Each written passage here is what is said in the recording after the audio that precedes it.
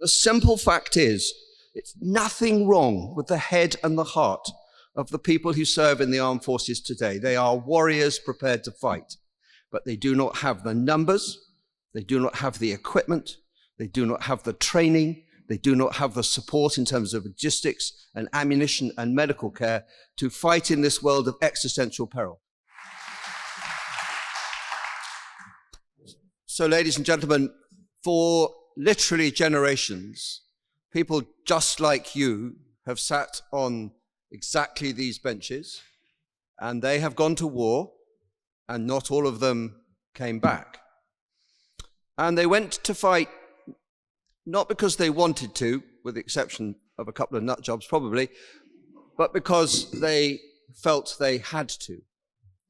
But the fact is, since 1989, nobody has sat on these benches and felt that they were in a state of existential peril.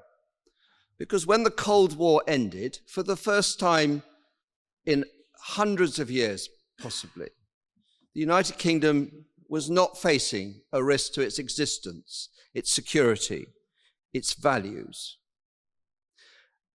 And what has ensued since 1990, we once thought was forever, that we had forever grown out of conflict or the yearning to fight. And we now know that we've just had a generation and a bit off. But if you are not faced with existential peril, why would you spend your money, your taxes, on maintaining big, ready armed forces when you couldn't identify what the threat was?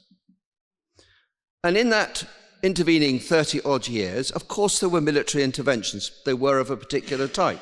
About 10 years in the Balkans, an element of responsibility to protect, of managing the humanitarian consequences of a war that was still continuing. And then, particularly post 9/11, interventions in Iraq and Afghanistan, which in their nature were to do with counter-terrorism and counter-insurgency. And I guess you would have debated many times just how successful that all turned out to be. But the defining feature of the campaigns in which I and the gentleman opposite dedicated most of our adult working life is they were wars of a particular type.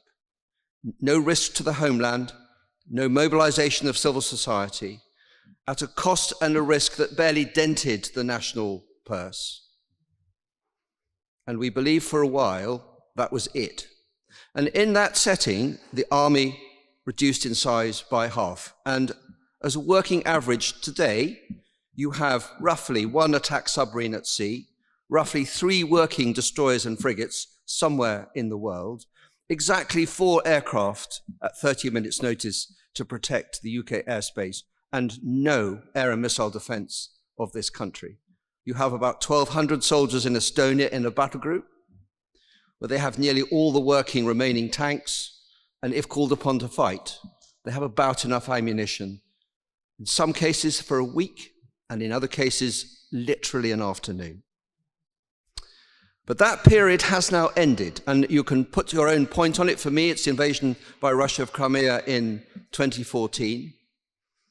And everybody sitting on these benches tonight will spend the rest of their lives dealing with a combination of existential risk, which has never featured before in the history of humankind. We've dealt with multipolar power confrontation before, and right now we live with the conversation between liberal democracy and autocratic capitalists, with the rest of the world watching and wondering, do they need to choose? Now, we've dealt with that before, but not for 30 years. But we have never had that conversation before in a world dominated by the known instability that is coming of the combination of population growth and climate change, as it tears apart countries and relationships between countries. And we have never done that before in a world which is dealing with a transformational impact of the digital age in the way it shapes how we live, how we work, how we play, how we confront, and how we fight. And we also now live in a world where we failed to contain the proliferation of nuclear weapons, and we have the leaders of powerful countries such as President Putin who will seriously contemplate the use of at least a small one, and that isn't of great advantage to the future of humankind. So the reason you have to support this motion is that we are now in a situation where we have the armed forces that the post-Cold War era conferred on us for very good reasons. We have spent our money on an explosion of health and welfare and education and occasionally filled a pothole. And that is why from a roughly $1 trillion public sector, we spend $56 billion on defense any one year, of which about a quarter goes on nuclear stuff. And the simple fact is, it's nothing wrong with the head and the heart of the people who serve in the armed forces today. They are warriors prepared to fight, but they do not have the numbers, they do not have the equipment, they do not have the training, they do not have the support in terms of logistics and ammunition and medical care to fight in this world of existential peril.